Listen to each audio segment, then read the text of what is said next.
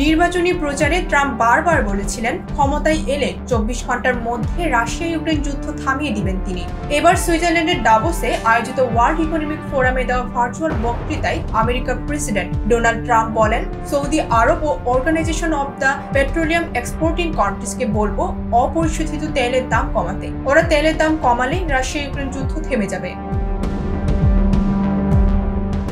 যা শুনে বিন্দুমাত্র ক্ষোভ প্রকাশ না করে রুশ প্রেসিডেন্ট ভ্লাদিমির পুতিন বলেছেন, ওই সময় ট্রাম্প আমেরিকার প্রেসিডেন্ট থাকলে এই যুদ্ধ হতোই না। ট্রাম্পের এই মন্তব্য শুনে কূটনীতিকদের দাবি, ট্রাম্প ঘুরিয়ে রাশিয়া ইউক্রেন যুদ্ধের দায় সৌদি আরব এবং অপেকের উপর চাপিয়েছেন। এও বোঝাতে চেয়েছেন এই যুদ্ধের সঙ্গে তেল কেনাবেচার সরাসরি যোগ রয়েছে। রাশিয়ার যুদ্ধের খরচ অনেকটাই নির্ভর করছে তেল বেচা কেনার উপরে। কিছু রিপোর্ট অনুযায়ী সৌদি আরব ও রাশিয়া প্রতিদিন প্রায় 2,20,00,000 ব্যারেল তেল আটকে রেখেছে, যাতে তেলের বাজার দর না পড়ে। ট্রাম্প জানান, সৌদি আরব এবং অপেক কেন কিছু করেননি এটা ভেবে তিনি বিস্মিত। উল্লেখ্য, ট্রাম্পের মন্তব্যের পরে আজ অপরিশোধিত তেলের দাম 1% পড়ে গিয়েছে।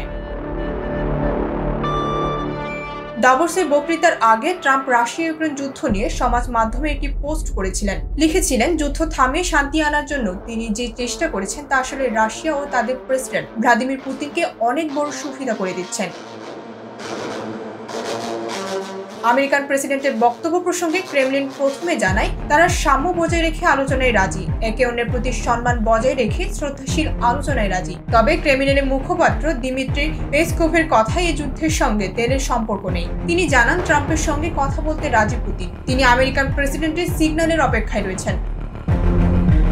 পুতিন বলেন, 2022 সালের 24 ফেব্রুয়ারি ইউক্রেন যে রুশ আগ্রাসন শুরু হয়েছিল তা পুরোপুরি এড়ানো যেত যদি ট্রাম্প সে সময় আমেরিকার প্রেসিডেন্টে থাকতেন। যদি 2020 সালে তার জয় চুরি না যেত, তাহলে ইউক্রেনে এই বিপর্যস্ত ঘটল না।